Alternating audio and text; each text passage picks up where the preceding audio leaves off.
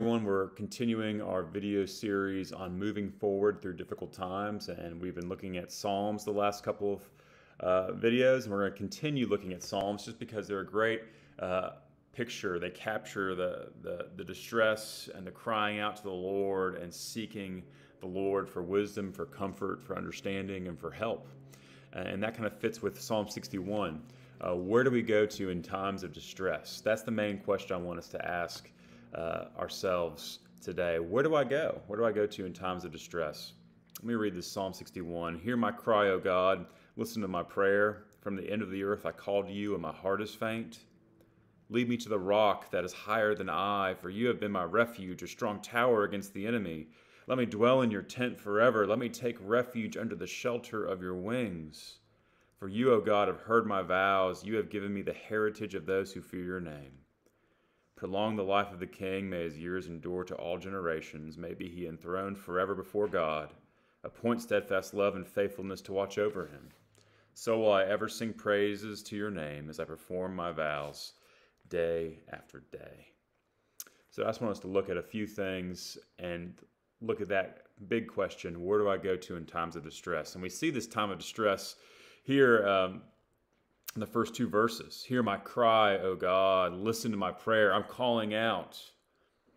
And he's calling out, it seems, the psalmist writes, as if he's from the very end of the earth. From the end of the earth I call to you, and my heart is faint. We get here like the idea of someone being very distant from God. God's on the other end of the whole entire universe, and my heart is heavy, it is hurting, my heart is faint, and yet we see that the psalmist, is going to God. They're reaching out to God even though they feel distant. Why are they doing that? Well, I think we see a couple of reasons. First, lead me to the rock that is higher than I. You have been my refuge and strong tower against the enemy. The first reason we see there in verse 3, why is he calling out to God? It's because he knows God is the only one that can lead him to a rock that is higher than anything he can achieve.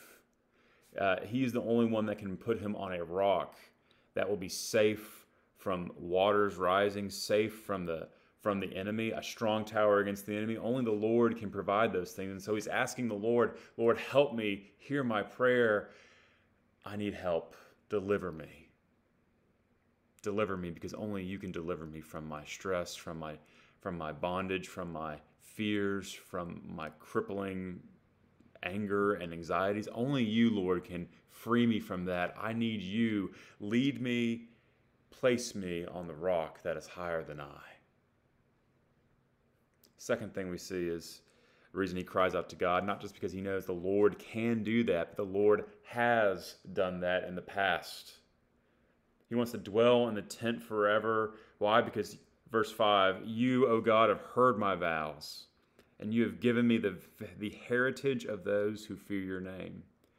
What we see here is the Lord has given the psalmist example after example, a heritage of his faithfulness to his people. He has a memory of faithfulness from God to his people. And so he's recalling that and saying, Lord, I know you have done this in the past. I know you will do this for me now and in the future. Lord, I cry out to you. Let me dwell in your tent forever. Let me take refuge under the shelter of your wings.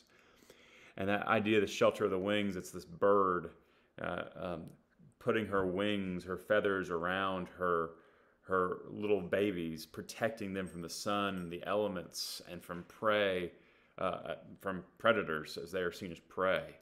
He knows that the Lord has provided that protection in the past from the snares of the enemy, from the arrows of the devil, and he will continue to do that, and he will put them at a place where only he can put them, a place of protection and a place of protection, a higher rock than David could ever dream of. And so that's why he calls out to the Lord.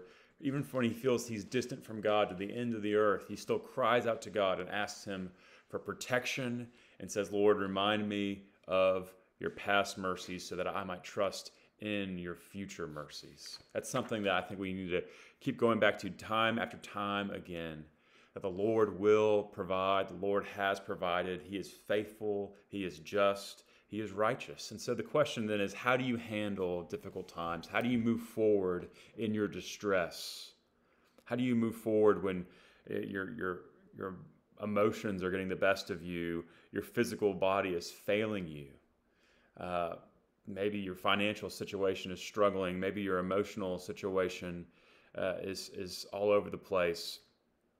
Where do you go to when you feel completely overwhelmed by difficult times, tough times? The psalmist here says we are to cry out to the Lord, and He will answer. He will lead us to a place of safety. He'll lead us to the rock, a place we could never achieve ourselves. And here's the thing about the rock, though. We often have preconceived notions of what the rock should be. This is what I want the rock to look like that you place me on, God. And we have to come to terms with the fact that God's rock for us is not the rock we have in our mind. That His understanding of safety is not the one that we expect. And it might not be an immediate place of safety that we want. It might take time, and we'll have to persevere and go through present trials. But here's the thing. We already know with total assurance we are ultimately safe in the arms of Jesus, that not a hair can fall from our head, and that we cannot, He has us in the palm of His hand securely, that we are His. So that rock, ultimately, He doesn't place us just like above the present turmoil in our life. The psalmist is getting at something even far deeper. Or maybe I'm allegorizing here, but you know where the ultimate rock that He has put us on as we face our trials and tribulations? The ultimate rock is He has put us in His kingdom to be a part of the new heavens and new earth. We are above all those difficult times, and we can know with certainty that that is the rock, that is the place that we will return. We will return one day to glory, and we'll never have to face distress ever again. And we know that because He guarantees it through His Son coming and dying for us. He was serious about protecting us, guarding us, preserving us, so much so that He dies for us, so that we can cry out even now, even when He seems so distant and faint, we can cry out to Him and say, Lord, help us. Put me on the rock, put me in your strong tower, and remind me of your past faithfulness, so that I might remember and hold fast and pray for future deliverance. So help me, Lord.